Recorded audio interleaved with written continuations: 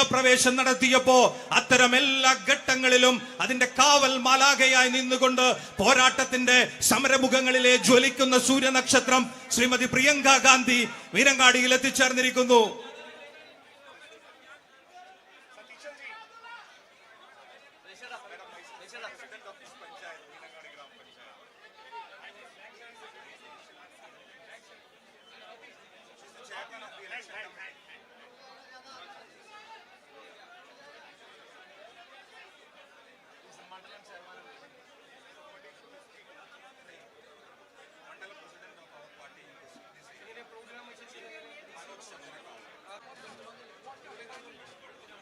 Shri T Muhammad. T Muhammad ഈ വേദിയുടെ അടുത്തേക്ക് വരണമെന്ന് അറിയിച്ചിരിക്കുകയാണ്. M A Ayyub.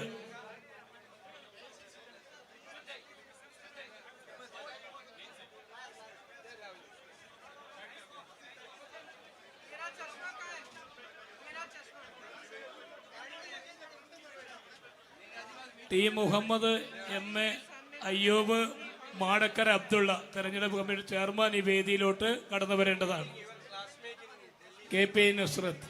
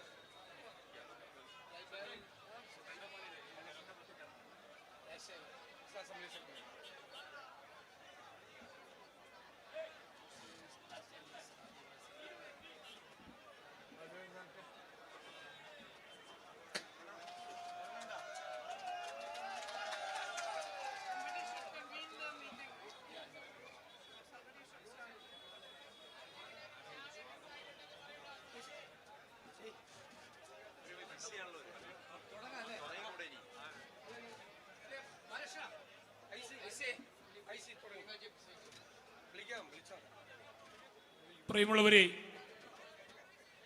Wayanad parliament ഉപതെരഞ്ഞെടുപ്പിൽ കന്നി അംഗമായി വയനാട്ടിലെ ജനവിധി തേടുന്ന നമ്മുടെയൊക്കെ Indira പ്രിയദർശിനിയുടെ ചെറുമകൾ,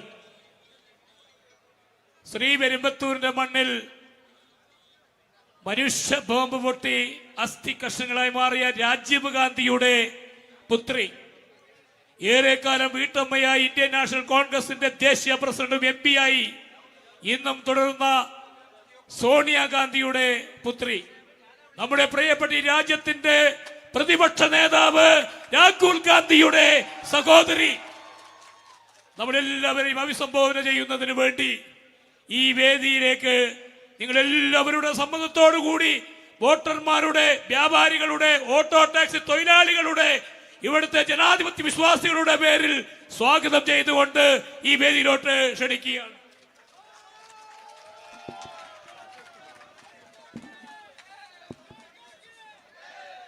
My dearest sisters and brothers, all my colleagues present on stage, Shri K.C. Venugopal ji, Shri Chennithala ji, and all my Kerala colleagues over here, and all my colleagues from Wayanad as well. I welcome all of you to this meeting, and I want to say how grateful I am for the immense love that all of you are giving me.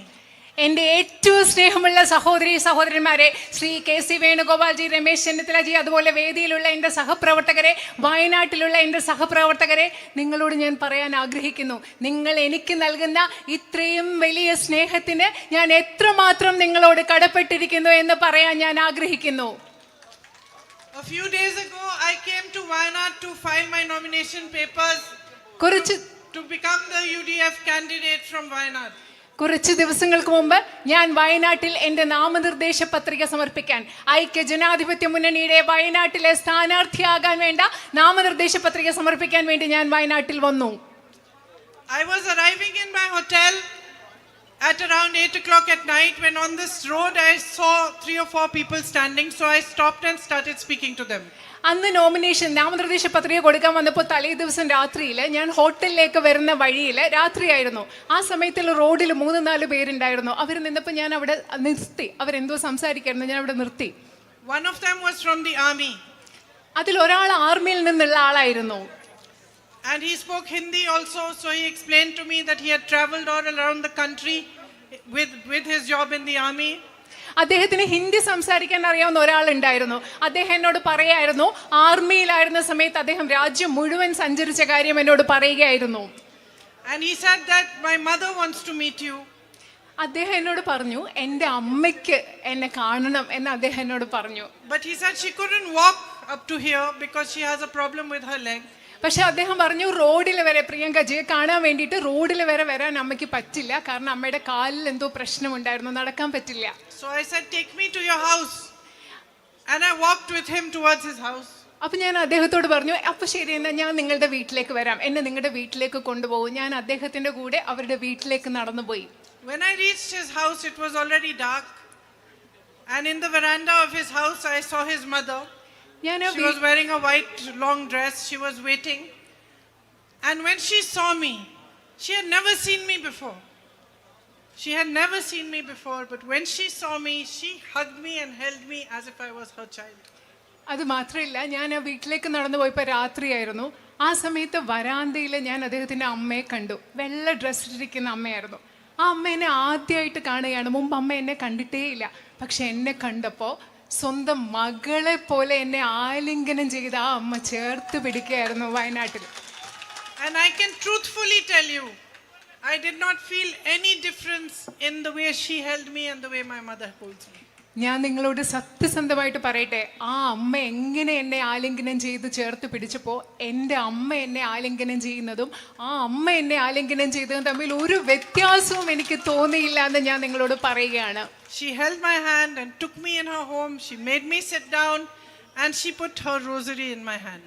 അതുമാത്രമല്ല, ആ അമ്മ എൻ്റെ കൈ പിടിച്ചു എന്നെ വീട്ടിൽ കൊണ്ടുപോയി അവിടെ ഇരുത്തി. അതുമാത്രമല്ല, ആ അമ്മയുടെ കയ്യിലുണ്ടായിരുന്ന കൊന്ത എൻ്റെ കയ്യിൽ വെച്ച് തന്നു. Her name is Frisia and she told me, this rosary you give to your mother. അത് മാത്രമല്ല, ആ അമ്മയുടെ പേരെന്തായിരുന്നു അറിയോ? ഫ്രീസിയ. എൻ്റെ കയ്യിൽ കൊന്ത വെച്ച് തന്നിട്ട് ആ അമ്മ എന്നോട് പറഞ്ഞു, ഈ റോസറി, ഈ കൊന്ത കൊണ്ടുപോയി നിങ്ങളുടെ അമ്മയ്ക്ക് കൊടുക്കണം, അതായത് സോണിയ മാമിന് കൊടുക്കണം എന്നാണ് ആ അമ്മ എന്നോട് പറഞ്ഞത്. I felt like I have not even stepped into Wayanad and I already have a mother here. അത് മാത്രമല്ല, എനിക്ക് എന്താ തോന്നിയെന്നറിയോ? ഞാൻ വയനാട്ടിലോടൊന്ന് കാലെടുത്ത് വെച്ചതേ ഉള്ളൂ, അപ്പോഴേ എനിക്ക് ഇവിടെ ഒരു അമ്മയെ കിട്ടിയെന്നാണ് അന്നത്തെ ദിവസം എനിക്ക് തോന്നിയത്. That is how you made me feel in the first moment that I stepped onto your soil. നിങ്ങളുടെ ഈ മണ്ണിൽ, വയനാടിൻ്റെ മണ്ണിൽ ആദ്യത്തെ പ്രാവശ്യം കാലെടുത്ത് വെച്ചപ്പോൾ വയനാട്ടുകാരായി നിങ്ങൾ എന്നെ അങ്ങനെയാണ് എനിക്ക് തോന്നിപ്പിച്ചത്. എനിക്കൊരു അമ്മയെ തന്നതുപോലെയാണ് നിങ്ങൾ എന്നെ തോന്നിപ്പിച്ചത്. When I was sitting next to Frisia and she handed me the rosary, it reminded me immediately of when I was 19 years old. ഞാൻ ഫ്രേസിയ എന്ന് പറയുന്ന അമ്മയുടെ അടുത്തിരുന്നപ്പോൾ ആ അമ്മ എൻ്റെ കയ്യിൽ കൊന്ത തന്നപ്പോഴൊക്കെ ഞാൻ 19 വയസ്സ്, എനിക്ക് 19 വയസ്സുണ്ടായിരുന്ന ആ സമയത്തെക്കുറിച്ചാണ് ഞാൻ ആലോചിച്ചത്. My father had just died and maybe 6 or 7 months later, Mother Teresa had come to my house to meet my mother. എൻ്റെ അച്ഛൻ മരിച്ച സമയമായിരുന്നു. ആ സമയം ഒരു 5-6 മാസം കഴിഞ്ഞ ശേഷം ഒരു പ്രാവശ്യം മദർ തെരേസ എൻ്റെ വീട്ടിൽ എൻ്റെ അമ്മയെ കാണാൻ വന്ന സമയമായിരുന്നു. I had fever, so I was lying down in my bed. I didn't go out of the room. ആ സമയത്ത് എനിക്ക് പനി പിടിച്ചിരിക്കുകയായിരുന്നു. അതുകൊണ്ട് ഞാൻ മദർ തെരേസ വന്നപ്പോൾ ഞാൻ കാണാൻ പോയില്ല. ഞാൻ എൻ്റെ റൂമിൽ തന്നെ ബെഡിൽ കിടക്കുകയായിരുന്നു. But she asked to see me, and she came into my room and she sat by my bedside and she put her hand on my head.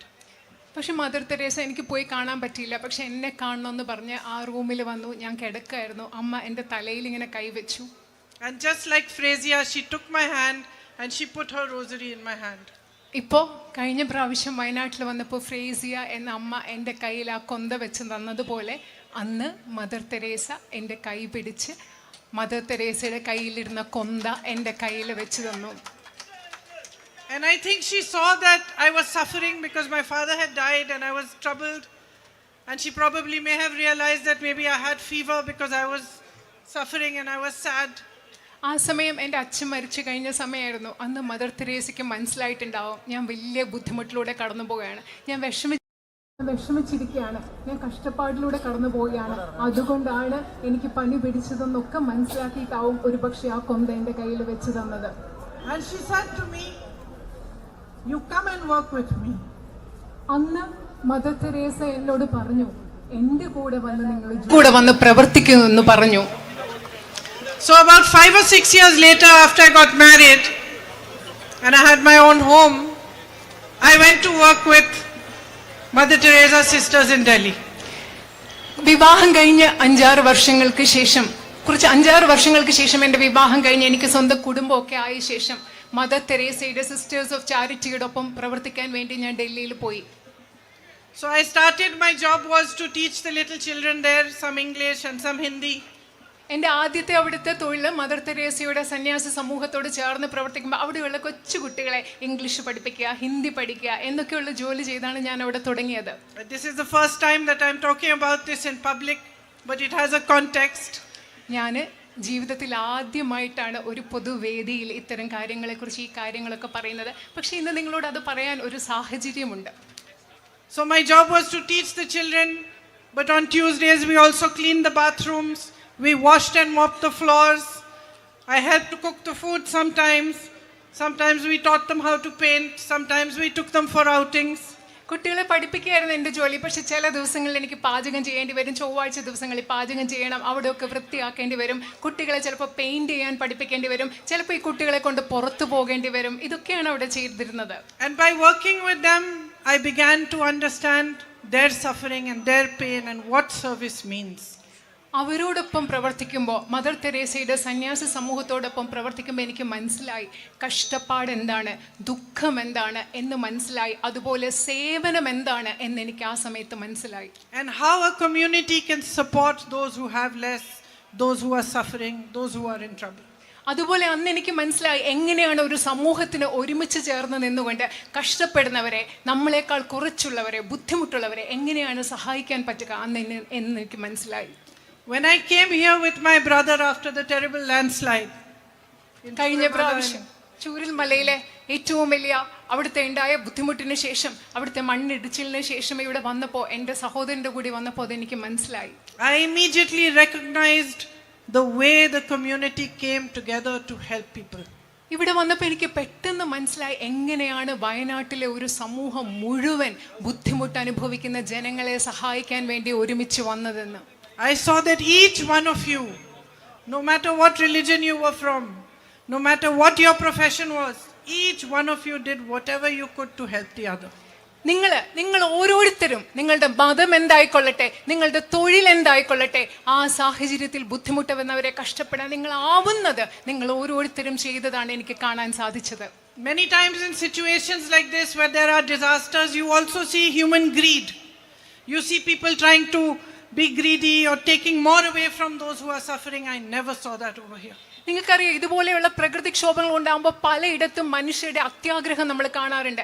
മനുഷ്യർ പലതും മറ്റുള്ളവർക്ക് ആവശ്യമുള്ള കാര്യങ്ങൾ എടുത്തു പോകുന്നത് കാണാനുണ്ട്. പക്ഷേ ഞാനത് ഒരിക്കലും മനുഷ്യൻ അത്യാഗ്രഹത്തോടെ പെരുമാറുന്നത് ഞാൻ വയനാട്ടിൽ കണ്ടില്ല.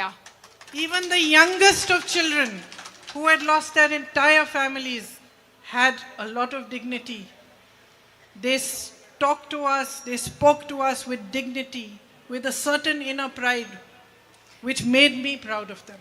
നിങ്ങൾക്കറിയാം, അത് മാത്രമല്ല ഏറ്റവും ചെറിയ കുട്ടികൾ പോലും, ജീവിതത്തിൽ എല്ലാവരെയും നഷ്ടപ്പെട്ട ചെറിയ കുട്ടികൾ പോലും ഞങ്ങളോട് സംസാരിച്ചത് അന്തസ്സോടുകൂടിയാണ്. അവരുടെ ഉള്ളിൽ ആത്മാഭിമാനത്തോടു കൂടിയാണ് ഞങ്ങളോട് അവർ സംസാരിച്ചത്. അത് കണ്ടപ്പോൾ എനിക്ക് അവരെക്കുറിച്ച് വളരെയധികം അഭിമാനം തോന്നി. You are a courageous people. It's in your history. You fought against the British. You rose up when people were afraid to rise. നിങ്ങൾ വയനാട്ടിലെ ജനങ്ങൾ എന്ന് പറയുന്നത് ധൈര്യമുള്ള ജനങ്ങളാണ്. അത് നിങ്ങളുടെ ചരിത്രത്തിലുണ്ട്. നിങ്ങൾ ബ്രിട്ടീഷുകാർക്കെതിരെ എല്ലാവരും പൊടപെടുത്താൻ ഭയന്നപ്പോൾ നിങ്ങൾ ധൈര്യത്തോടെ പോരാടിയവരാണ് ഇവിടുത്തെ ജനങ്ങൾ. You have a beautiful, I would say, this whole, all your hills, your forests are so beautiful. I was flying over them today and I could see the river was looking like a silver string running through it. It was so beautiful. You have a beautiful land.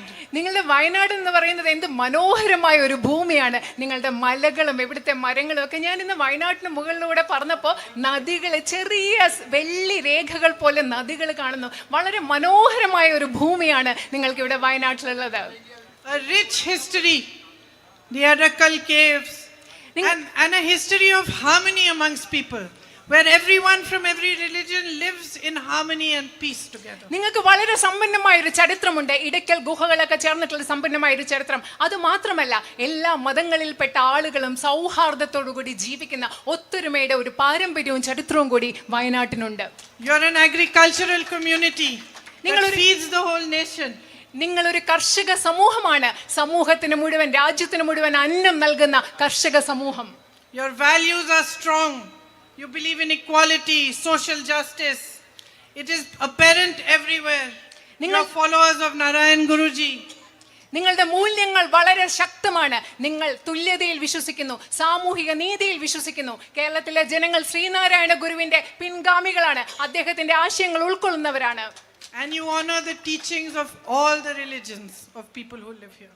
അത് മാത്രമല്ല, ഈ നാട്ടിൽ ജീവിച്ചിരുന്ന മഹാന്മാരായ വ്യക്തികളുടെ എല്ലാ മതങ്ങളിലും ഉള്ളവരുടെ അവർ പഠിപ്പിച്ചത് എന്താണോ, ആശയങ്ങൾ എന്താണോ, അതിനെ നിങ്ങൾ ഓരോരുത്തരും ആദരിക്കുന്നു. How can I not be the proudest person in India today to have this opportunity to represent you? ഇന്ന് ഞാൻ എങ്ങനെയാണ് ഇന്ത്യയിലെ ഏറ്റവും അഭിമാനമുള്ള വ്യക്തിയായി മാറുന്നത്? വയനാടിനെ പ്രതിനിധീകരിക്കുക, വയനാട്ടിലെ ജനപ്രതിനിധിയാകുന്ന എന്നതിലൂടെ ഇന്ത്യയിലെ ഏറ്റവും അഭിമാനമുള്ള വ്യക്തിയായി എനിക്ക് മാറാതിരിക്കാൻ കഴിയുന്നത് എങ്ങനെയാണെന്ന്. If you elect me, it will be the greatest honor for me. നിങ്ങൾ എന്നെ നിങ്ങളുടെ ജനപ്രതിനിധിയായി തെരഞ്ഞെടുക്കുകയാണെങ്കിൽ എനിക്ക് കിട്ടുന്ന ഏറ്റവും വലിയ ആദരമായി ഞാൻ അതിനെ കണക്കാക്കും. You know the times we are living in, when there is a BJP government at the center. നിങ്ങൾക്കറിയാം, കേന്ദ്രത്തിൽ ഒരു BJP ഗവൺമെന്റ് അധികാരത്തിലിരിക്കുന്ന ഒരു കാലഘട്ടം, നമ്മൾ ജീവിക്കുന്ന കാലഘട്ടം എങ്ങനെയാണെന്ന് നിങ്ങൾക്കറിയാം. Where fear and mistrust and anger is spread amongst different communities. നമ്മുടെ രാജ്യത്തെ വിവിധ സമുദായങ്ങൾക്കിടയിൽ ഭയം, അതുപോലെ തന്നെ ദുരിതം, ദേഷ്യം, ഇതെല്ലാം പടർന്നു പിടിച്ചുകൊണ്ടിരിക്കുന്ന ഒരു കാലഘട്ടത്തിലാണ് നമ്മൾ ഇന്ന് ജീവിക്കുന്നത്. You have seen the attacks that take place on minorities. You have seen what's happened in Manipur. You have seen again and again the spread of anger, the spread of hatred by this government, concerted in a planned fashion. നിങ്ങൾ കാണുന്നുണ്ട് ഈ രാജ്യത്തെ ന്യൂനപക്ഷങ്ങൾക്കെതിരെ എന്തുമാത്രം അക്രമമാണ് നടന്നുകൊണ്ടിരിക്കുന്നത്. നിങ്ങൾക്കറിയാം എന്തുമാത്രമാണ് മണിപ്പൂരിൽ നടന്നുകൊണ്ടിരിക്കുന്നത്. എന്താണെന്നറിയാം. രാജ്യത്ത് മുഴുവൻ വെറുപ്പും വിദ്വേഷവും ഭയവും എങ്ങനെയാണ് ആസൂത്രിതമായി ഈ ഗവൺമെന്റ് നടപ്പിലാക്കിക്കൊണ്ടിരിക്കുന്നത്, പടർത്തിക്കൊണ്ടിരിക്കുന്നതെന്ന് നിങ്ങൾക്ക് കൃത്യമായി അറിയാം. The values of our constitution are constantly being subverted. നമ്മുടെ രാജ്യത്തെ ഭരണഘടനയുടെ മൂല്യങ്ങളെ നിരന്തരം അട്ടിമറിച്ചുകൊണ്ടിരിക്കുന്ന ഒരു കാലഘട്ടത്തിലാണ് നമ്മൾ ഇന്ന് ജീവിക്കുന്നത്. And policy after policy is made to favor the Prime Minister's friends rather than for the good of the public. പ്രധാനമന്ത്രിയുടെ സുഹൃത്തുക്കളെ സഹായിക്കുന്നതിന് വേണ്ടിയാണ് ഒന്നൊന്നായി ഈ രാജ്യത്തെ നയങ്ങൾ രൂപീകരിച്ചുകൊണ്ടിരിക്കുന്നത്. അത് ഈ രാജ്യത്തെ സാധാരണക്കാർക്ക് വേണ്ടിയുള്ള നയങ്ങളല്ല. There is no compassion for our farmers who toil in the heat and the dust day in and day out. There is no compassion for them. രാത്രിയും പകലിലും ഈ ചൂടിലും മണ്ണിലും പൊടിയിലും എല്ലാം കഷ്ടപ്പെടുന്ന നമ്മുടെ കർഷകരായ സഹോദരരോട് യാതൊരു അനുകമ്പയും അനുതാപവും ഈ ഗവൺമെന്റിനില്ല. There is no understanding of the traditions and no respect for the tribal peoples. Their lands are taken away and given away to big businessmen. നമ്മുടെ നാട്ടിലെ ആദിവാസികളുടെ പാരമ്പര്യത്തോട് ബഹുമാനമില്ല. അവരുടെ പാരമ്പര്യം എന്താണെന്ന് മനസ്സിലാക്കുന്നില്ല. അവരുടെ ഭൂമി എടുത്ത് ഈ രാജ്യത്തെ വൻകിട സമ്പന്നരായ വ്യവസായികൾക്ക് നൽകുകയാണ് ഈ ഗവൺമെന്റ് ചെയ്യുന്നത്. Here in Wayanad, you have a strong agricultural community. You grow coffee, rice, pepper, ginger, areca. നിങ്ങൾ ഇവിടെ വയനാട്ടിൽ വളരെ ശക്തമായ ഒരു കർഷക സമൂഹമുണ്ട്. നിങ്ങൾ കാപ്പി കൃഷി നടത്തുന്നു, നിങ്ങൾ ഇഞ്ചി കൃഷി നടത്തുന്നു, നിങ്ങൾ അതുപോലെ തന്നെ നിങ്ങൾ അടയ്ക്ക കൃഷി നടത്തുന്നു, നിങ്ങൾ നെൽകൃഷി നടത്തുന്നു. ഇതൊക്കെ ഇവിടെ നടക്കുന്നുണ്ട്. ഇഞ്ചി കൃഷി നടത്തുന്നുണ്ട്.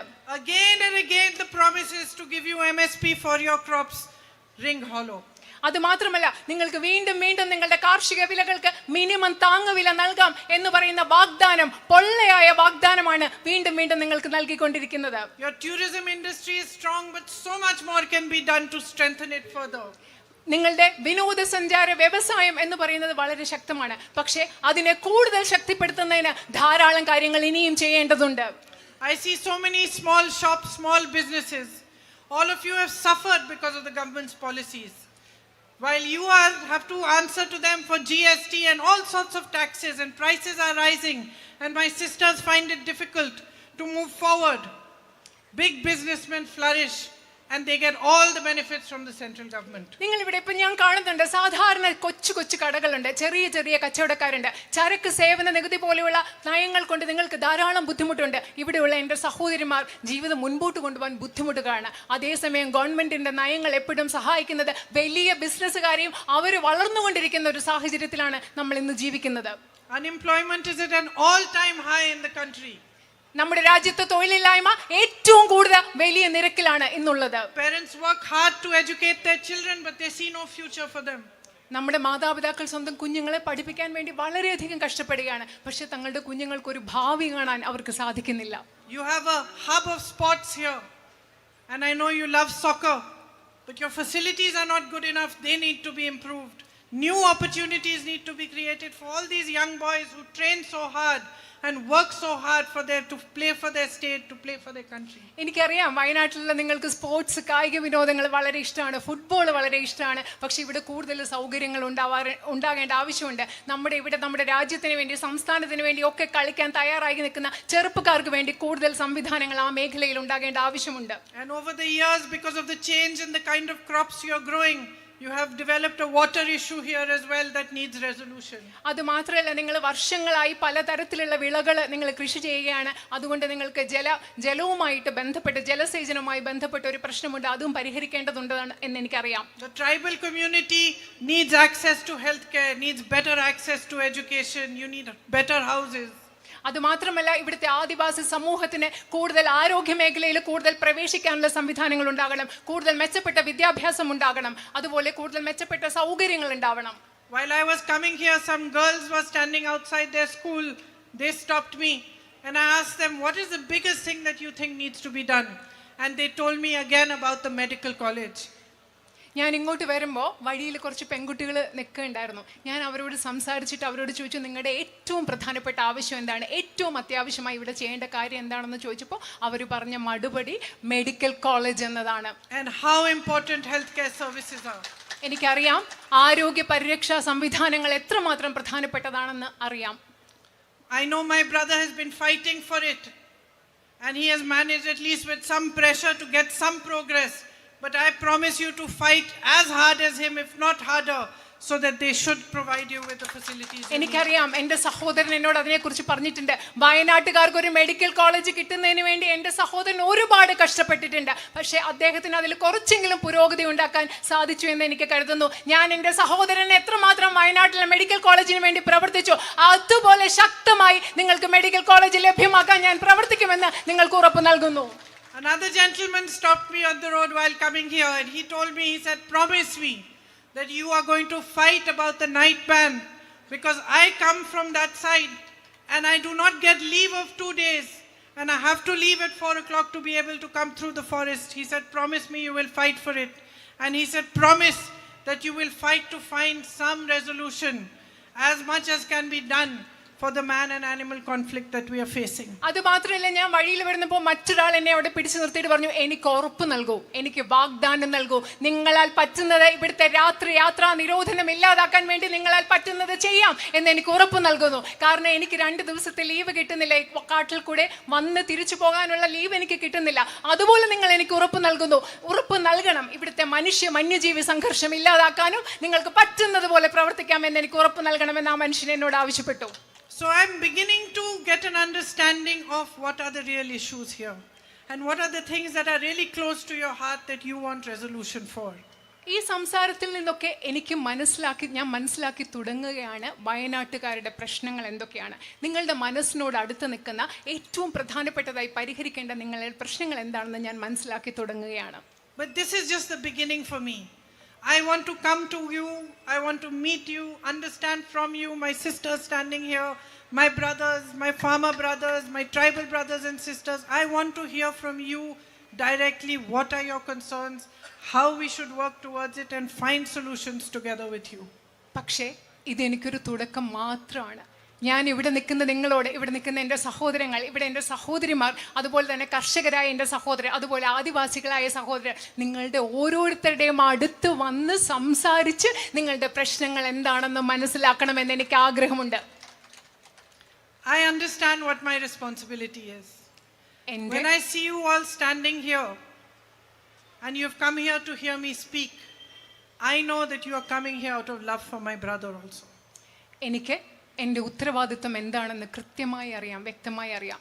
നിങ്ങളെല്ലാവരും ഇവിടെ വന്ന് ഇന്ന് സ്നേഹത്തോടു കൂടി എന്നെ കേൾക്കാൻ വന്നു നിൽക്കുമ്പോൾ എനിക്കറിയാം നിങ്ങളിവിടെ വന്നു നിൽക്കുന്നത് എൻ്റെ സഹോദരനോടുള്ള സ്നേഹം കൂടി കൊണ്ടാണെന്ന് എനിക്ക് വളരെ നന്നായി അറിയാം. I am his sister.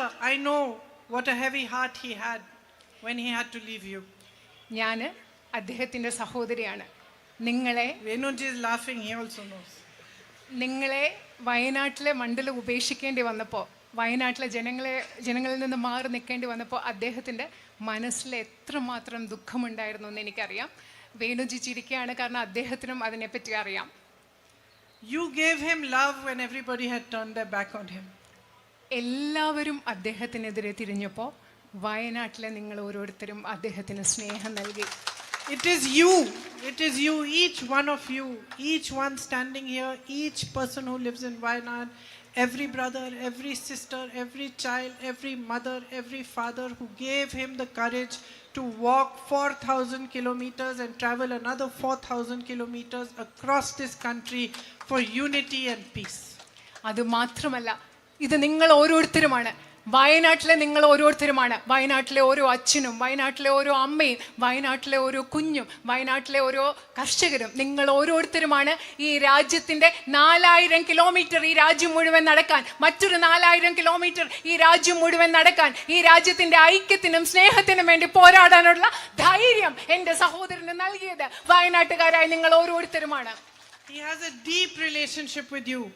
He even tells me, not just in public, in private also he tells me that you are his family. He does not treat you like an electorate, he treats you like a family. അദ്ദേഹത്തിന് നിങ്ങളോട് വളരെ ആഴത്തിലുള്ള ഒരു ബന്ധമുണ്ട്.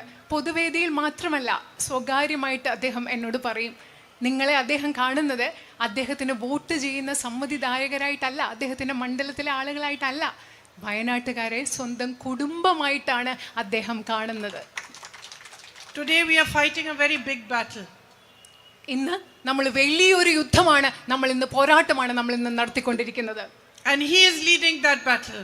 ആ യുദ്ധം, ആ പോരാട്ടത്തെ നയിക്കുന്നത് എൻ്റെ സഹോദരനായ അദ്ദേഹമാണ്. And all of us are fighting for the values on which this country was built.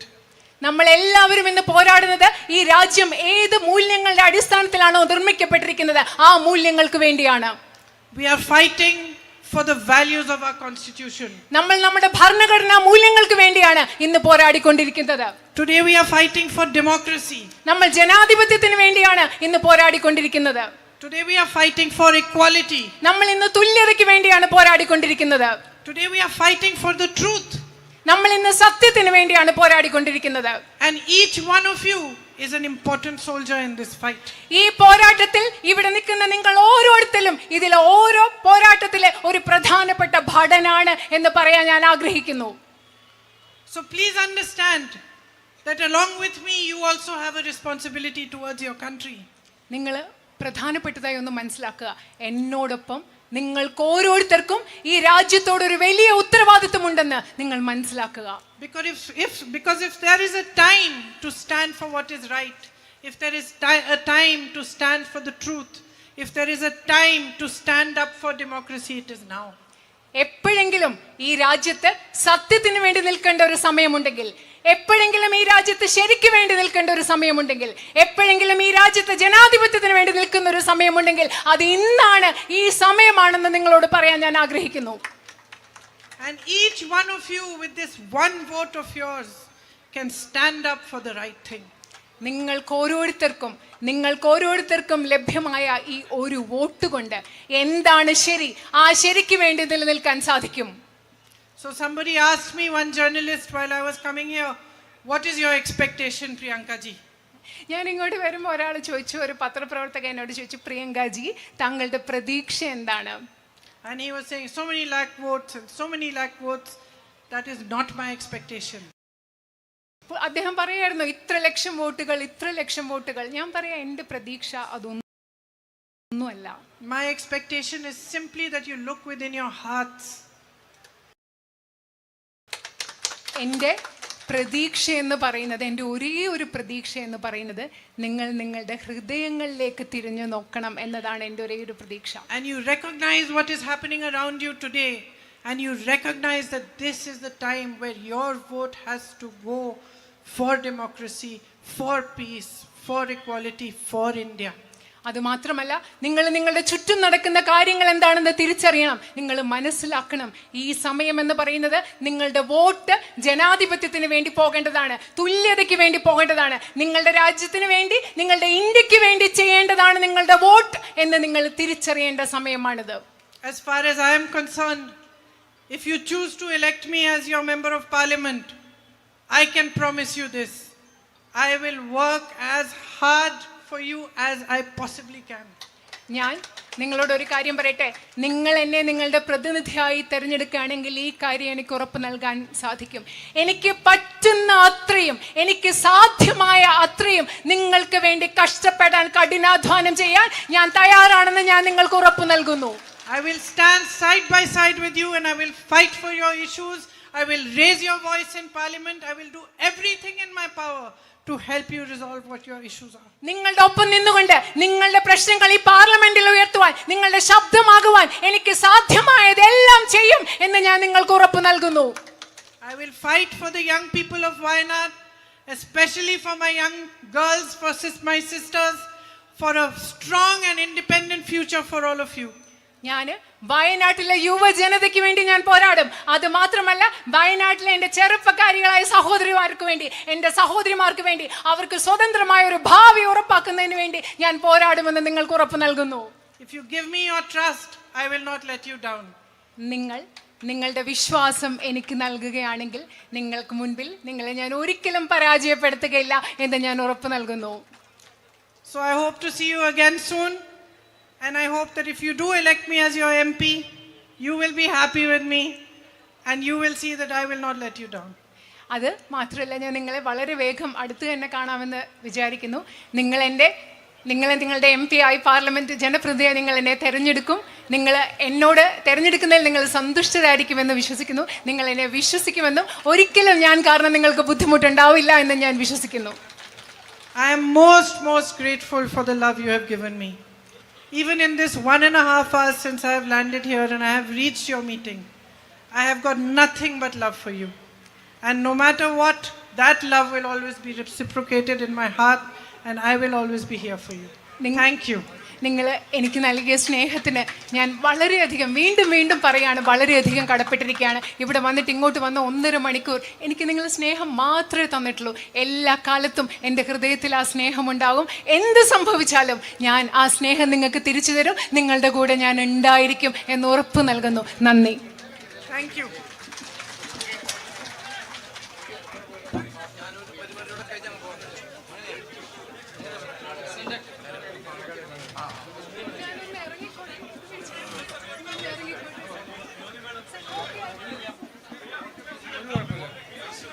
പ്രിയമുള്ളവരെ, നമ്മുടെ പ്രിയങ്കരിയായ പ്രിയങ്ക ഗാന്ധി നമ്മോട് ഓരോരുത്തരും വന്ന് നേരിട്ട് വോട്ട് ചോദിക്കുന്നതിന് വേണ്ടിയിട്ടാണ് ഇവിടെ എത്തിയിട്ടുള്ളത്. അവർ നിങ്ങളോട് വോട്ട് ചോദിച്ചുകൊണ്ട് അവരുടെ പാർലമെന്റിലേക്ക് വൻ ഭൂരിപക്ഷത്തോടുകൂടി അയക്കണമേ എന്ന് അഭ്യർത്ഥിക്കാൻ വേണ്ടി വന്നതാണ്. നിങ്ങൾ ഓരോരുത്തരും നൽകിയ സ്വീകരണത്തിന്, ഇത്ര വലിയൊരു സ്വീകരണത്തിന് മീനങ്ങാടി കമ്മിറ്റിയുടെ, UDF കമ്മിറ്റിയുടെ അഗാധമായ നന്ദി എല്ലാവർക്കും വേണ്ടി അർപ്പിക്കുകയാണ്. ജയ് UDF.